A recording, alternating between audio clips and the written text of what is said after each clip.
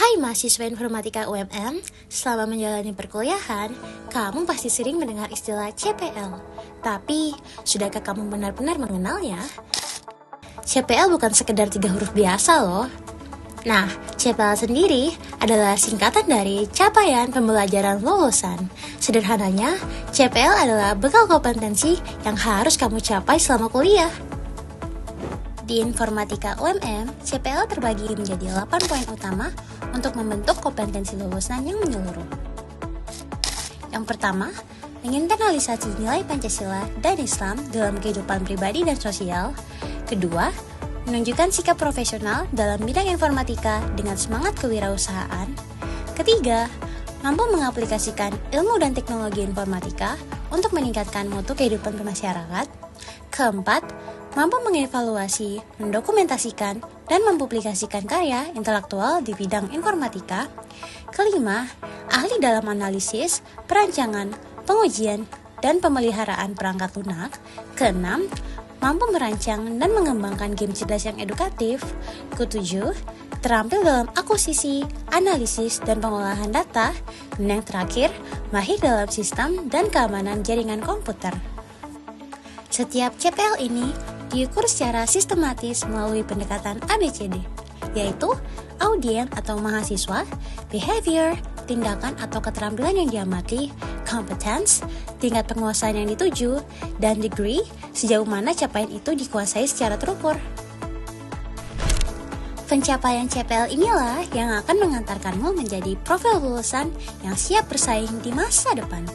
Yuk kenali 4 profil lulusan informatika UMM yang jadi bekal masa depanmu. Yang pertama, spesialis jaringan dengan kemampuan menganalisis masalah jaringan, memberi solusi teknis, dan mengevaluasi sistem jaringan.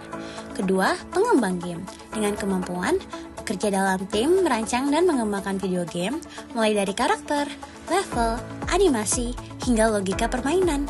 Ketiga, ilmuwan data dengan kemampuan menganalisis dan mengolah data menjadi informasi dan pengetahuan untuk pengambilan keputusan. Dan terakhir, rekayasa perangkat lunak dengan kemampuan melakukan analisis, perancangan, pengembangan, pengujian, hingga pemeliharaan perangkat lunak berkualitas. Terus, gimana cara mencapai CPL tersebut? Untuk memenuhi capaian pembelajaran lulusan, sebagai mahasiswa informatika UMM, yang perlu kamu lakukan adalah memprogram mata kuliah sesuai dengan peta jalan CPL, menyelesaikan asesmen tiap topik, memastikan nilai minimal tercapai, mendapatkan skor CPL dari nilai kumulatif CPMK, dan menerima laporan CPL tiap akhir semester. Kalau kamu masih bingung terkait CPL, tenang saja, kamu akan terus dibimbing untuk memahami CPL. Informasi ini akan kamu temui di berbagai tahap penting, mulai dari momen pengenalan studi di awal perkuliahan, sesi perwalian saat menyusun mata kuliah, penjelasan dalam kontrak belajar atau RPS, hingga rincian penilaian yang bisa kamu pantau langsung di info-info KHS setiap akhir semester. Lalu, bagaimana sebuah CPL dirancang? Tentu tidak dibuat sembarangan. Ada proses perancangan di balik layar yang dilakukan oleh para dosen untuk memastikannya tetap relevan. Tahapannya adalah sebagai berikut. Yang pertama, analisis tracker study. Pada bagian ini, dosen melakukan kajian terhadap lulusan untuk memahami kebutuhan industri dan dunia kerja terkini. Kedua, merumuskan CPL, di mana CPL disusun berdasarkan peta pengembangan mutu atau PMM Prodi sesuai SNDikti, KKNI, Aptikom, dan perkembangan keilmuan informatika. Ketiga, menentukan indikator CPL. Di sini, indikator dirancang untuk mengukur keberhasilan CPL sekaligus menjadi dasar penyusunan CPMK. Keempat, forum diskusi kurikulum atau FGD. Selanjutnya, CPL dan indikatornya dikaji bersama Dewan Pakar Kurikulum untuk mendapatkan masukan akademik dan profesional. Dan terakhir, penempatan CPL dan indikator. Semua rumusan disahkan melalui rapat pleno prodi sebagai pedoman resmi implementasi kurikulum. Setelah capaian pembelajaran lulusan ditetapkan secara resmi, fokus beralih ke tahap implementasi. Untuk memastikan setiap CPL tercapai secara efektif, para dosen menjalankan serangkaian langkah terstruktur di setiap semester sebagai berikut. Yang pertama, menyusun RPS dan asesmen. Dosen merancang pembelajaran dan penilaian untuk tiap sub CPMK berdasarkan CPL yang ditetapkan. Kedua, mendorong potensi mahasiswa. Proses pembelajaran difokuskan untuk memfasilitasi mahasiswa agar berkembang sesuai tujuan CPL. Ketiga, mengukur kemampuan mahasiswa. Penilaian dilakukan terhadap pencapaian sub CPMK di setiap topik perkuliahan. Keempat, memberikan remedial.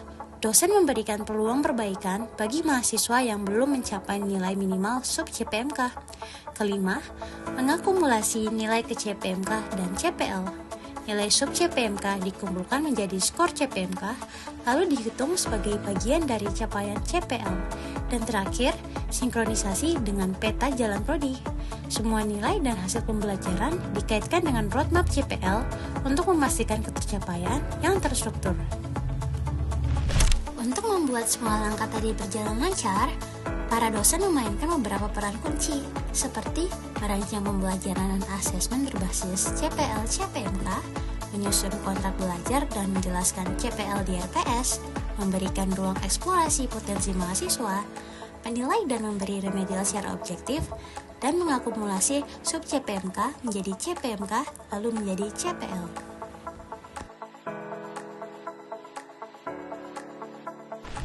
Lalu, kenapa CPL ini penting banget? Karena CPL lah yang menjadi penanda kualitas kamu sebagai lulusan informatika UMM.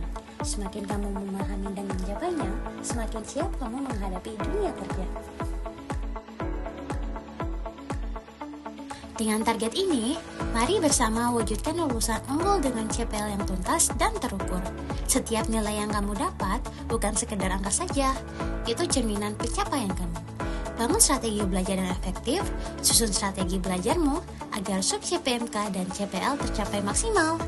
Mari bersama mewujudkan lulusan informatika UMM yang unggul, tuntas, dan terukur.